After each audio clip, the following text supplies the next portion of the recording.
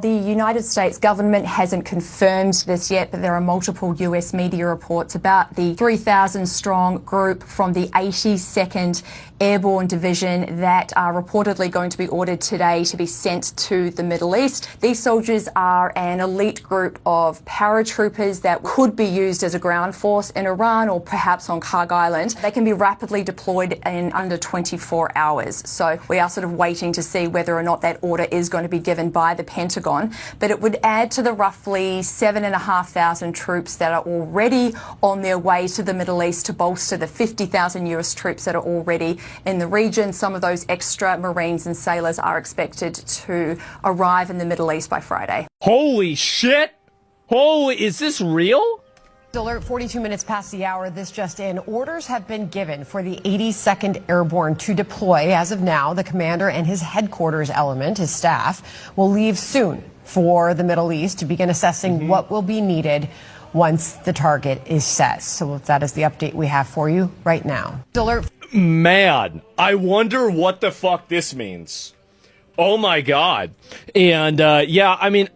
Like, I'm not really, like, I'm not ready, because, like, Trump, here's the thing with Donald Trump, is that things change completely multiple times a day.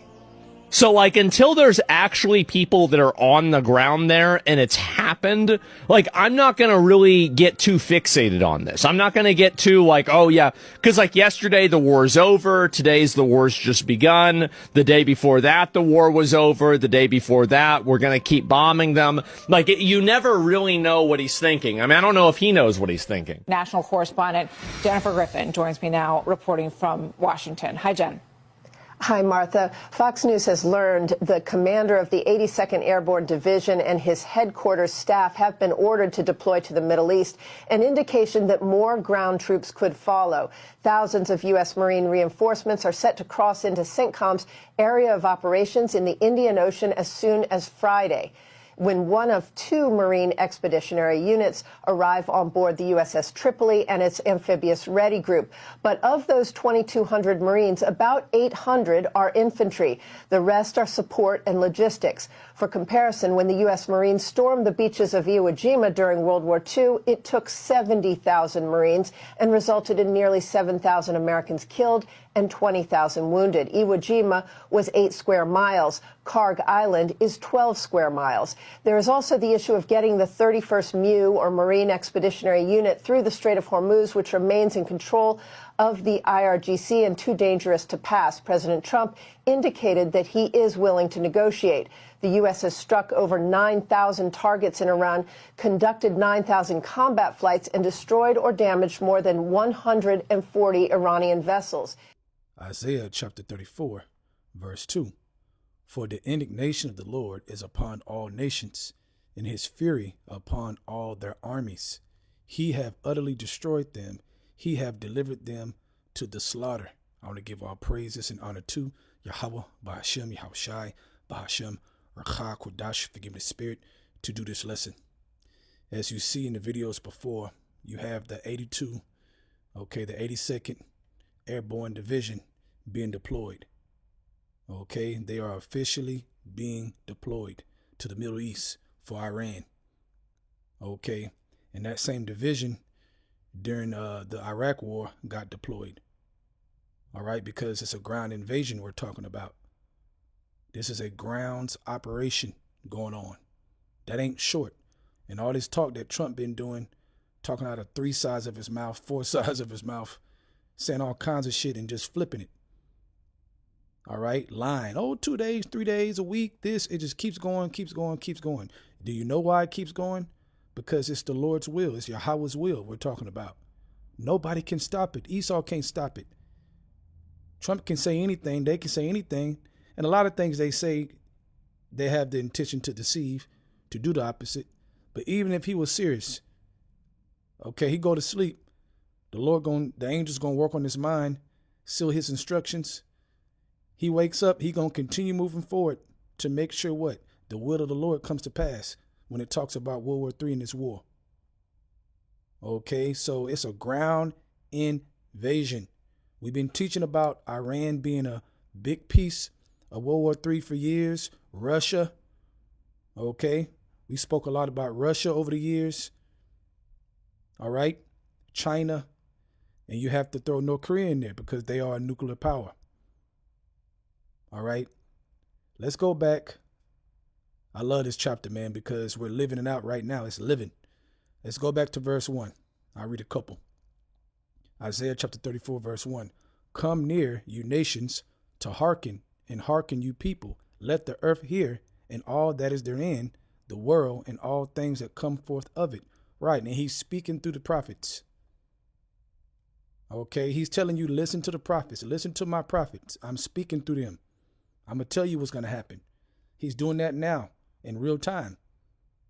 Okay, verse 2. For the indignation, the righteous anger of the Lord is upon all nations, and his fury upon all their armies. He hath utterly destroyed them. He hath delivered them to the slaughter. They're being delivered to the slaughter. That's what you're seeing. These U.S. troops are being delivered to the slaughter. It's going to get worse and worse. How do you think eventually, all right, it's going to end up nuclear war? It's going to end up happening on the earth because it's going to gradually happen. It's going to get worse and worse and worse. But what we're looking at is a speed up in this prophecy in war. Okay, Yahweh Bashim Hawashai is speeding the time up, and we can see it. Verse 3, their slain also shall be cast out, and their stink, the bodies from being blown up, okay, head blowed off, arm blowed off, half of your body blowed off, eye blowed off, okay, and their stink shall come up out of their carcasses, and the mountains shall be melted with their blood, right? Even the physical mountains, the real mountains gonna get, covered in their blood. All right, them trying to invade and go here and find the uranium.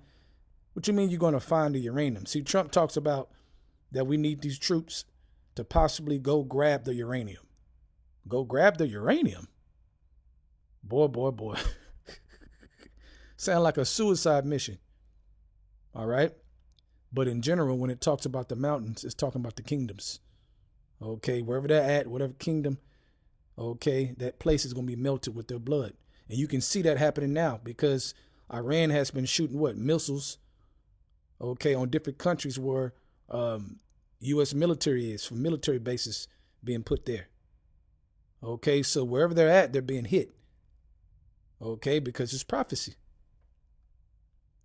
Verse 4, and all the hosts of heaven shall be dissolved, and the heavens shall be rolled together as a scroll, and all the hosts shall fall down, as the leaf falleth off from the vine, and as the falling fig from the fig tree. For my sword shall be bathed in heaven. Behold, it shall come down upon Idumea, Edom, and upon the people of my curse to judgment. Right, so again, the Lord's determination is to gather the nations. We're watching it happening. Okay, he shall remove far from us the northern army. Okay, bring them all the way to the Middle East, West Asia, all right, for war. Okay, he's going to gather them there for that ultimate war, meaning they ain't coming home. They're not coming home.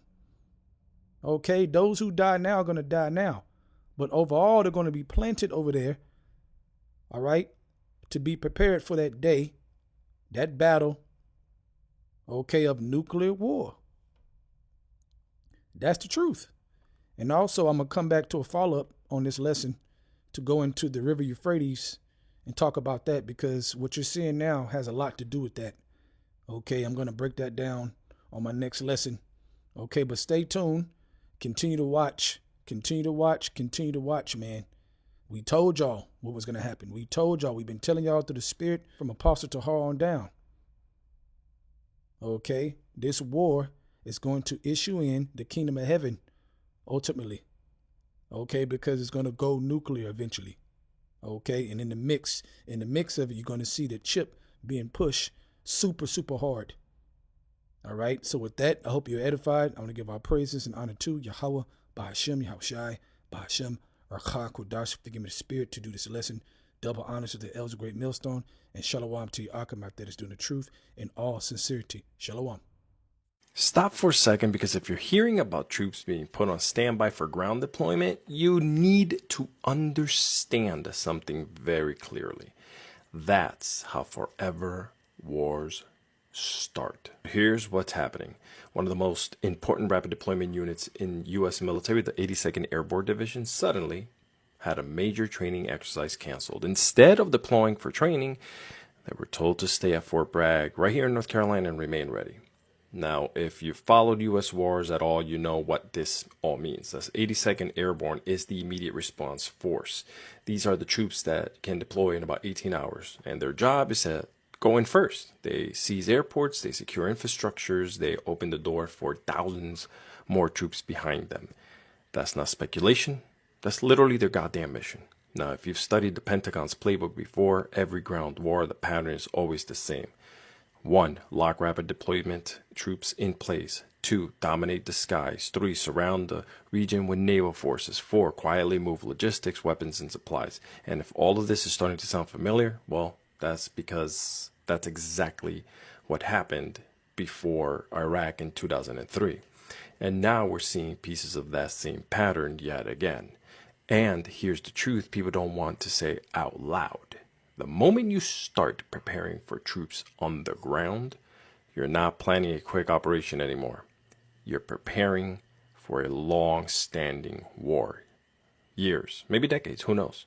But that's how Vietnam happened, that's how Iraq happened, and that's how Afghanistan became a 20-year war. This is the same Republican war playbook we've seen for decades, by the way. But now it's even more extreme because MAGA, and I'm just going to say it, has become a cancer inside the Republican Party. And when you mix that kind of politics with military escalation, you get thousands of young Americans sent overseas to die for a war someone else instigated. When you see the same warning signs that existed before Iraq, you better start asking questions. Do you think we're watching history repeat itself? Please like the video, share it, bookmark it, and jump into the comments, and at least tell me this. Do you think the U.S. is about to walk into another long-scale war that lasts years? Let's talk about it.